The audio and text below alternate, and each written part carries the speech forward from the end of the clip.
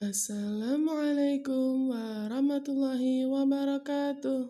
Bismillahirrahmanirrahim. Bagaimana kabar kalian hari ini? Alhamdulillah, luar biasa, tetap semangat.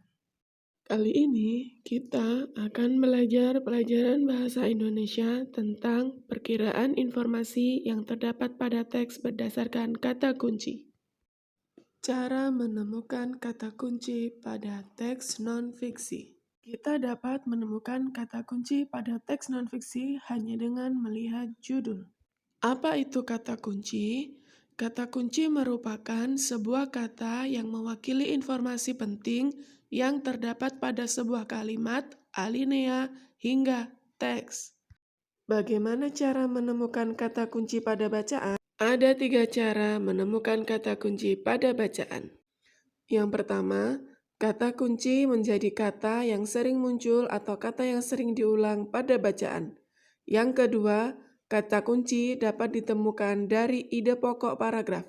Yang ketiga, terdapat kata dengan makna yang sama pada kalimat lain. Yang pertama, kata yang sering muncul atau sering diulang pada bacaan.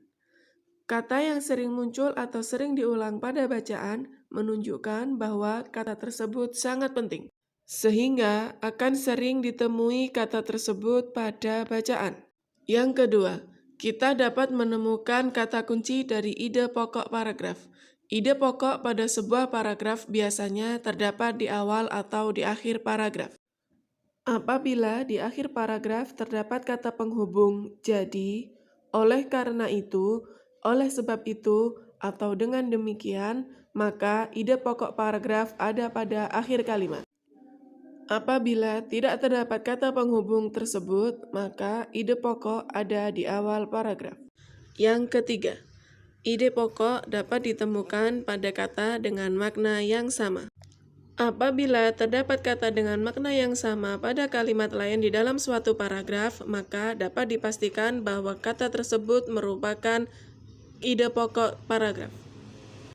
Pada buku tematik siswa halaman 24 terdapat contoh bacaan sebagai berikut.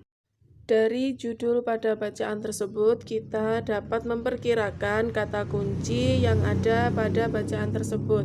Yang pertama adalah kata kepedulian remaja.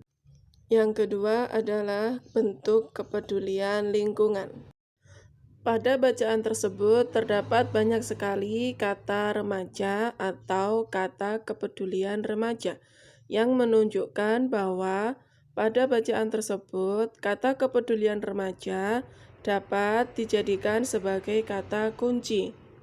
Yang selanjutnya adalah kata bentuk kepedulian lingkungan.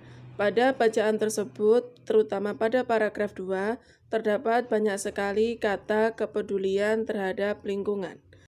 Pada bacaan tersebut juga disebutkan bentuk-bentuk perilaku yang menunjukkan sikap peduli terhadap lingkungan yang dilakukan oleh remaja.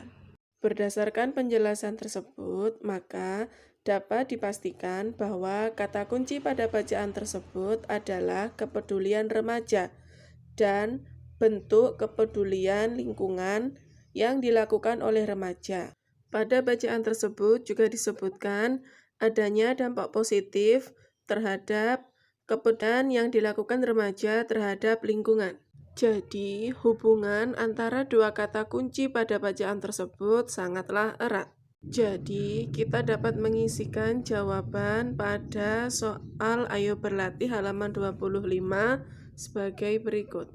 Kata kunci yang pertama adalah kepedulian remaja. Sedangkan untuk perkiraan informasi yang terdapat dalam teks berdasarkan kata kunci adalah kegiatan-kegiatan yang dilakukan oleh remaja. Kata kunci yang kedua adalah bentuk kepedulian lingkungan. Perkiraan informasi yang terdapat dalam teks berdasarkan kata kunci adalah kegiatan untuk menjaga lingkungan.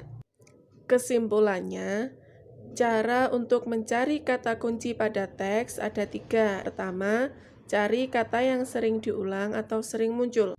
Yang kedua, cari pada ide pokok paragraf. Cara yang ketiga, cari kata dengan makna yang sama pada kalimat lain.